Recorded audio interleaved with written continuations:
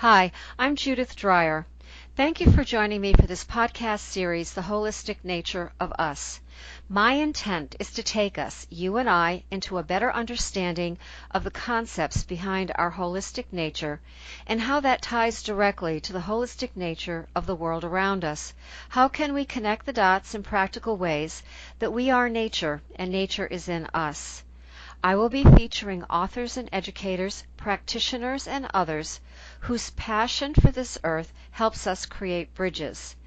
We'll see what's trending, what's relevant to our world today, not just for land use, but to connect the dots between ourselves and nature. It's time for practical action and profound inner change so our natural world is valued once again. Today, I'm delighted to introduce you to two folks that are here representing the Joshua Land Trust Alliance here in northeastern Connecticut. I have Paul Tribula, who is on the Board of Trustees and a VP at the Joshua's Land Trust, accredited land trust dedicated to preserving natural landscape through collaborations with landowners in our communities. And I also have Julia Rogers, who's a master's degree candidate at the University of Connecticut and also a volunteer at Joshua's Trust. Much of her work is focused on using geographic information systems to enhance the regional planning capability of the Trust. I'm delighted to have both of you here today, so welcome. Thank you for having us, Judith. Great. So we're going to be talking about land trusts. Spring is here. We've had kind of a long, lingering winter here in New England, and most of us are very happy to be back outside. So this discussion with you folks is timely for the season that we're in. Spring is really beautiful right now, and people are getting out and hiking. And one of the places we like to go here in Connecticut is to the Joshua Land Trust. But before we talk about them in particular, how about telling my listeners about land trusts in general? Okay. Well, to start, I believe the number of land trusts in Connecticut at this point is 137, and there are 600 nationwide. So there are a lot of land trusts out there. There are many foci for these land trusts. Some are dedicated to forest management. I believe Wolfden in Connecticut is primarily into forest management. Our land trust is into preservation of natural resources, passive recreation. We have a fair number of trust parcels that have trails. We also have some historic preservation that we're responsible for. There are many reasons to start a land trust, and they're all over the map, but I think we have many things in common. Most are about preserving wildlife habitat and also having open spaces available for the people in their communities so that they have a place to go to out in nature. And really, that's one of the reasons I got involved with Joshua's Trust. I'm a hiker and a backpacker, and I need to be able to get into the woods. Well, I think some of us can say that too, with a great deal of fervor.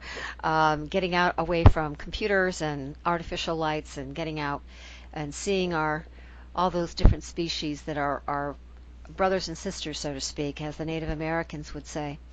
So tell me more about Joshua's Land Trust and what do they do in particular for preserving wildlife, protecting, providing opportunity for this community?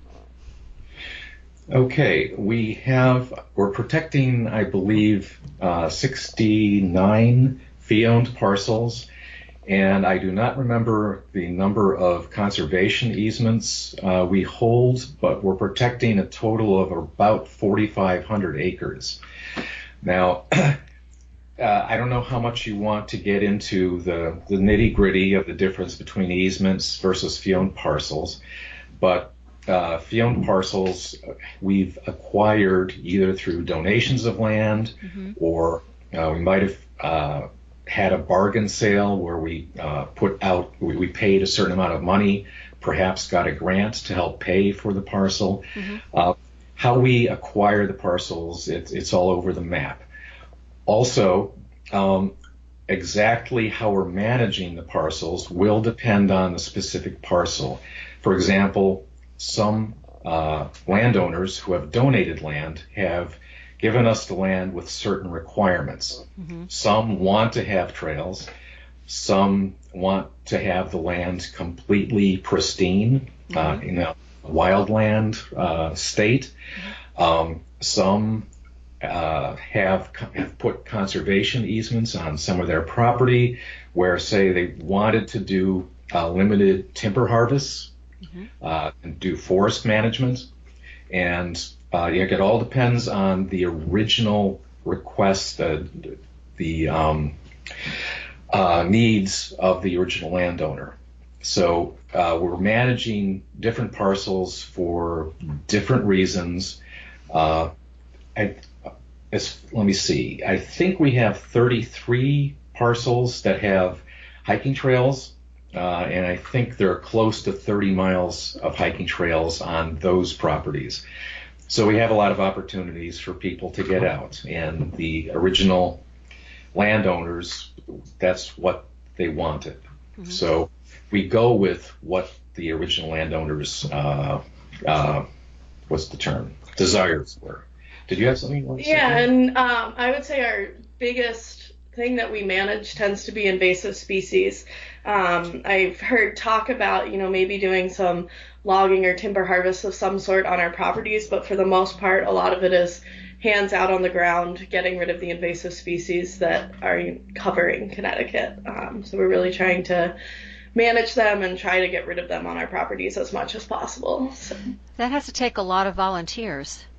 It does. We are fortunate to have a partnership with the University of Connecticut, and we get a fair amount of the student groups who need to get volunteer hours in coming out and volunteering with us and helping pull invasives on all of our properties. Interesting. And Paul, you mentioned that the Joshua Trust in particular has 33 hiking miles. Are they all connected? I mean, is there signs from one land parcel to the other? No. Our parcels are spread out, they're distributed through our 14 towns. Oh, okay. So there might be a couple of parcels that have connecting land trails, but we are fortunate in that we do have parcels that have trails that connect to, say, for example, town trails. Okay. As a matter of fact, we have an initiative going on now where we're trying to figure out all of the connecting trails we have. We're starting with Mansfield. You might not be familiar, but we have a couple of different parcels, Wolf Rock and Birchall Harrison? Holt Kinney, thank you. So we have two parcels that have connecting trails to themselves, which connect to I think it's a 30-mile CFPA trail, one of the Blue Blaze trails in Connecticut, mm-hmm. which also connects to some town trails in Schoolhouse Brook. So we're trying to map all of those connecting trails just in that region. Now we know that there are other connecting trails throughout our service area, and we're going through a process of trying to map all of those that connect so that we can have a map showing all of the longer range trail opportunities for hikers and trail runners. Mm-hmm. And that's what you two are both involved in, right, in that geographic mapping? That's one of the things we're involved in, yes. We do a lot with geographic information systems, and I would say mapping the trails is like the most basic of the things we do. That you basically go out with a GPS system and then you can put that back on the computer and make a map of it. But we're also using it to analyze the area and try to get a better picture of if we acquire more properties, how we can best have an impact on the landscape. So whether that's in relation to ecological principles or in relation to getting more people outside, we're thinking about analyzing the landscape in those ways. Mm-hmm. Interesting. Yes, because conservation is one of your primary focuses, and that's why people leave their land to a trust. They want to keep it pristine in some fashion. They want to preserve the water or the streams that come through their property, right? As well as the species. Thank you. That's very interesting. Well, let's look at some of the long-term outlook. I know there's challenges, but there's also a lot of positive things going on. Can you address that? Sure. As you probably know, we are facing challenges as far as funding of grants because of various budgetary issues that are going on at both the state and the federal levels.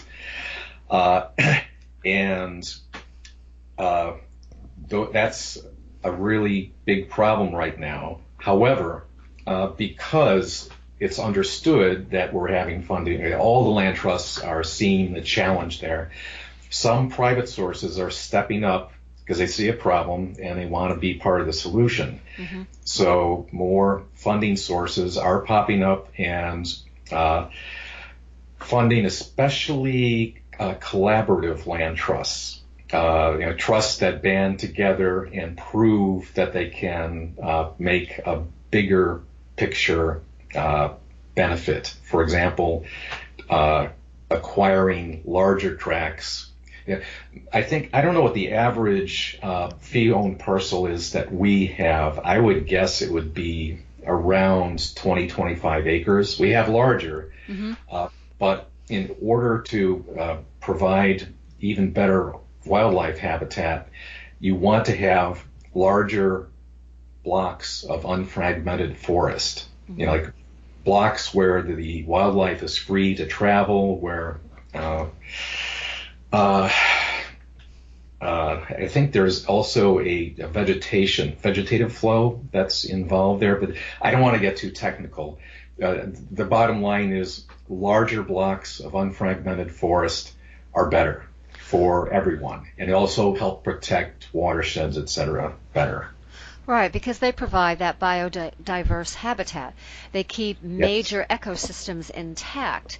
I just saw an apartment complex go up down the road from where I live, and it was a beautiful forested area with lots of oaks, for example, and they're gone. And that whole ecosystem was destroyed, and unfortunately the landscapers put in things like Bradford pear, which we know is now considered invasive because it's easy to grow and it has pretty flowers, which is lovely, but it's not the ecosystem diversity that was there to begin with, and we still don't understand how to preserve that.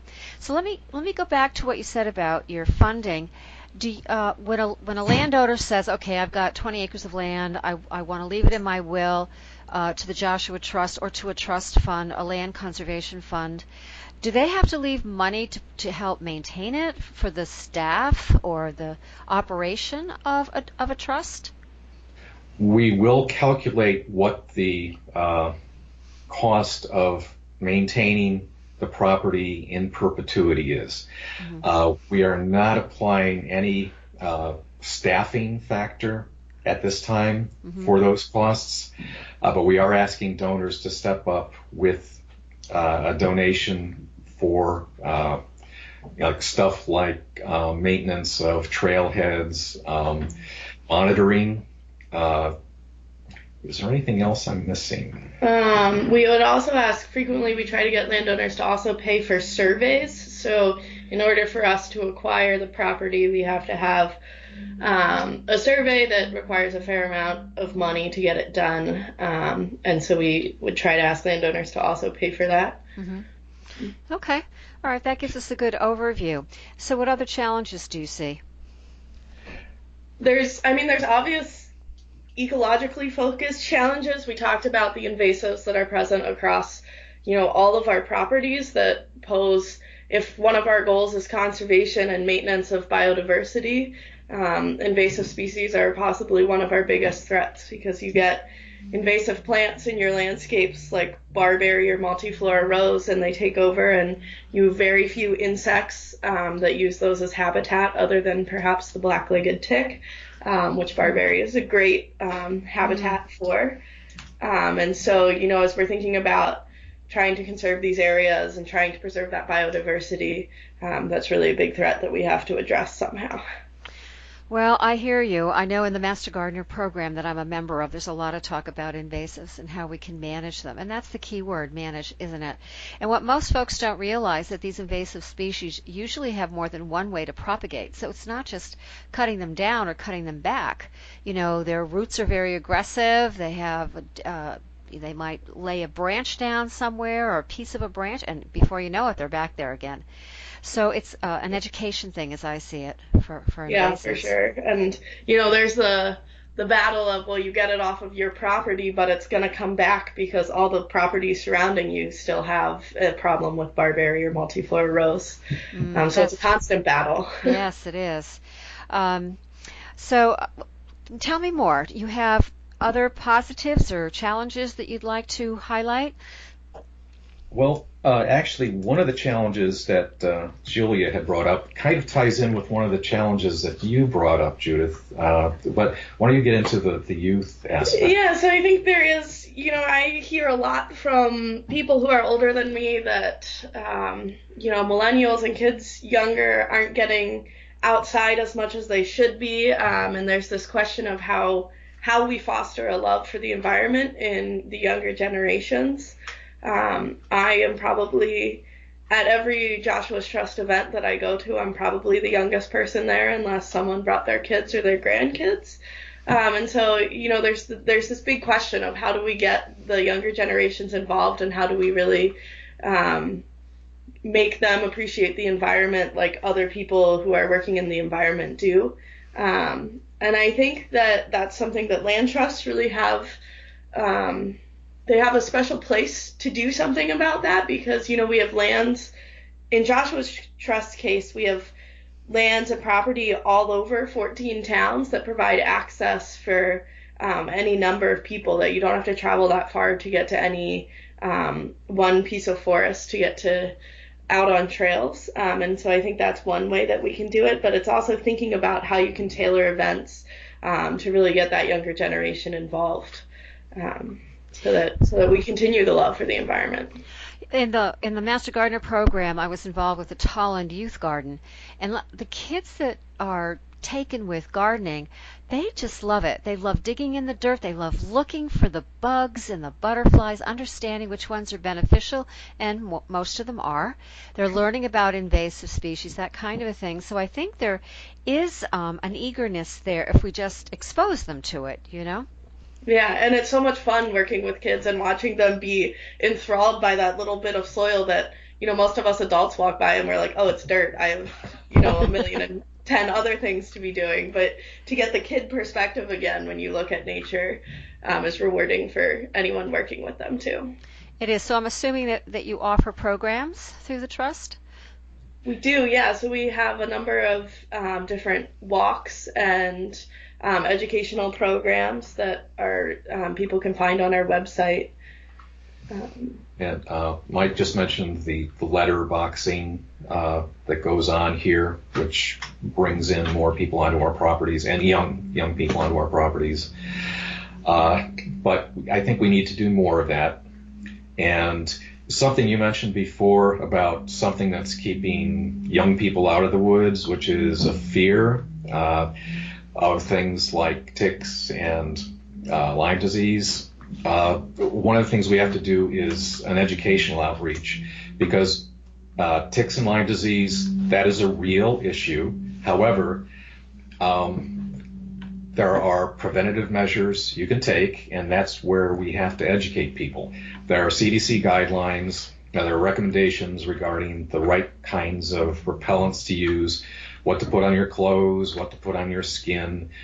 I think you told me that, Julia, that like X% of tick bites can be prevented just by sticking your pants legs inside your socks. So there are preventative measures to take. We need to teach people about that. We need to engage children so they don't become fearful of what's out in the woods. Yes, and we do have some good hiking trails, so they do enjoy that. But there's something about wandering, and the way I grew up, we didn't have that fear. So, we made a beeline in the woods, and we realized where the house was, and we just made a beeline back. But in the meantime, we explored the woods and and spent time in nature that way. So unfortunately, I think some of our children are out of the woods, and you may know Last Child in the Woods book. He talks about that, how we're 2 generations removed from being in the forest again. Yeah, and I think there's something really important to that unstructured time. And I don't know how we get kids back to that. I also played in the woods as a kid, and I also enjoyed hiking, but you get very different things whether you're a kid just exploring in the woods on your own or whether you're out on a hike. And so, like land trusts can't really structure events to have kids play in the woods unstructured. I guess we could. But I feel like that sort of goes against the idea. But somehow, I feel like for kids to really connect with nature, they need that time on their own to play around and dig around in the dirt and not have an adult constantly supervising them over it. Right, because they find things differently than we do, don't they? Yeah. They're closer to the ground. They might find a nest that we would never see, so that kind of creativity and exploration is part of growing up. And Yeah. I think that's something that our society is starting to address again with our children. Yeah. Anything else you want to comment about the challenges or the positive aspects that are happening today? Well, okay, a couple of things that I think are important. One, we have a couple of regional organizations like NASCON, the Land Trust Alliance, Last Green Valley, Connecticut Land Conservation Council, that are all helping to organize land trusts and help us collaborate so that we can be stronger together. Mm-hmm. And they're coming up with new methods. They're giving us training opportunities. It's, I don't know, I've gone to a lot of seminars through these organizations, and they've been very helpful. I think I told you I was originally a corporate IT geek, mm-hmm. and so I didn't have any training. But I have a love for the outdoors. I got involved, and I was able to get training through these organizations. So they helped me. They're helping Joshua's Trust and all our other trusts in the area. The other positive, and I'm a little bit pumped because we found out this was successful today, a piece of state legislation, SJ 35, was passed last night. And I don't know if you're aware, but there are a lot of state parcels, state forests, state parks, etc., that are on our state's protected open space map. And of course, we know how important open space is to us. And as GIS mappers, Julia and I are both aware that a lot of the protected open space in Connecticut has not actually been protected. It would be possible to sell off some of it, at least until, I believe, the passage of SJ 35. So I'm ecstatic. The Senate passed it, I think, 35-0. The House had, I believe, at least a 2/3 majority. So the protection of our state's open space is going to be put as I forget the wording. There's going to be an amendment to the Constitution to protect that property. So I think this is major, because for our properties, our fee-owned parcels, the protection is in the deed. We're responsible for protecting those properties in perpetuity, which is a big responsibility. Now the state, and assuming the amendment passes, will have the same responsibility. So maybe that's too much information, but I just think it's really important. No, I think it's very important too, because most of us really aren't informed about that. And, we get this little one line in a newspaper, but it doesn't really tell us the whole story. So I appreciate what you just shared with me and my listeners about how invaluable that kind of legislation is to protect open spaces. And many of us had no idea that they weren't protected, So thank you for that. I really appreciate that. What I'd like to do before we end is I always like to leave my listeners with practical tips from my guests about connecting with nature, preservation, preserving wildlife habitat. What do you folks would like to offer us today? Well, I think there's a couple of different things that people can do. The first thing is we started by mentioning that there are over 600 land trusts around the country. So regardless of where your listeners are, they can volunteer with their local land trust or other conservation organization in some sense, whether that's, helping out on trail crews and giving back to the trails, or whether that's getting out there and pulling the invasives or doing office work like stuffing mailings or doing computer work like we do using geographic information systems.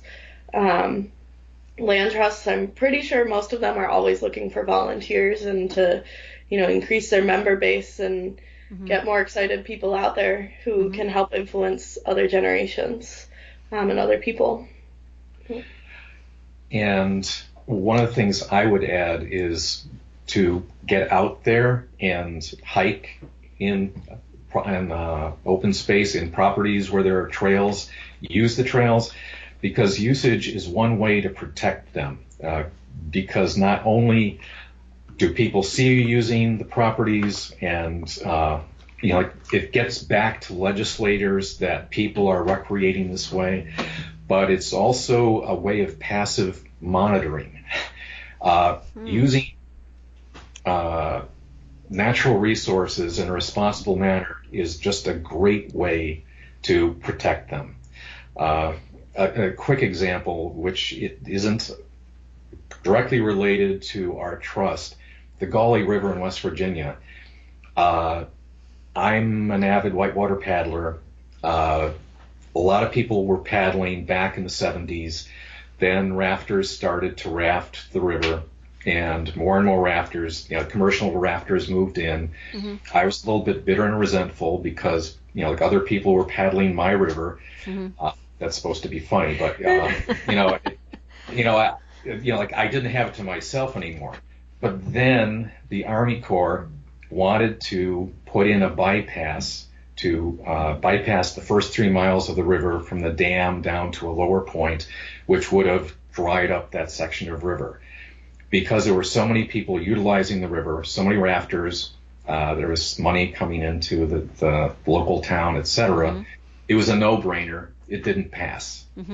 So this was a case where so many people were using the resource responsibly that the resource was better protected. It's the same thing with a lot of our properties. We have better protection on properties that are well used. If they're not used, then sometimes they get neglected, and improper users will sometimes move in. You start to see beer cans, whatever. So get out there and use them.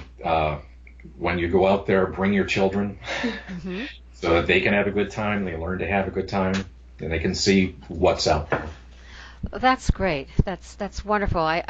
Again, I'm very practical. I want people to get out there and to use our resources, but to use them responsibly, to be involved with conservation and understand what that means, to know that biodiversity is our lifeblood of the planet. We need every species out there to keep our ecosystems intact in a good way. So thank you for all of those tips. I appreciate it. Do you have anything else you want to add before we go into contact information? Have I missed anything? I don't think so. I think what Paul said is to just get out there and take people with you. I think that's a really great message and sort of what we're all about here. Yeah, Joshua's Trust. Get out there and bring your friends. Yeah. Great advice. So what contact information would you like to leave us with? Okay.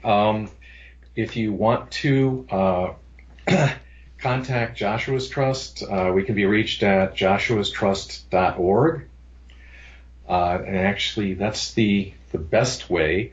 I believe I sent you some of the other links for some of the regional organizations, such as it would be www.connecticutlandconservationcouncil.org, landtrustalliance.org.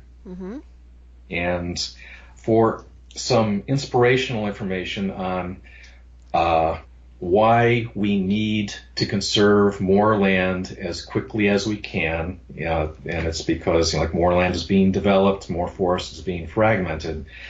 Go to www.wildlandsandwoodlands.org. Great. Those are great resources, and we'll have everything on the transcript too, so people can check those resources, on their own. Well, folks, thank you. I'm really grateful for both of you for being here today and all of your practical advice. So this is Judith Dreyer, author of the book At the Garden's Gate, and for more information, go to my website, www.judithdreyer.com. You will find information for this podcast as well as the transcript. I like to end with a quote from Paul Hawken, environmentalist and author, who reminds us, sustainability, ensuring the future life on Earth, is an infinite game, the endless expression on behalf of all. Have a good day, everyone.